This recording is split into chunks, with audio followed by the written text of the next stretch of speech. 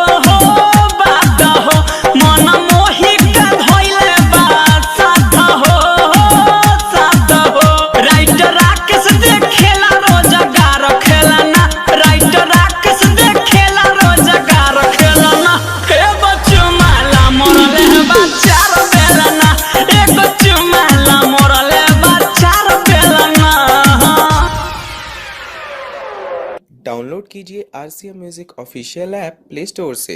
RCM music के सारे audio video download करने के लिए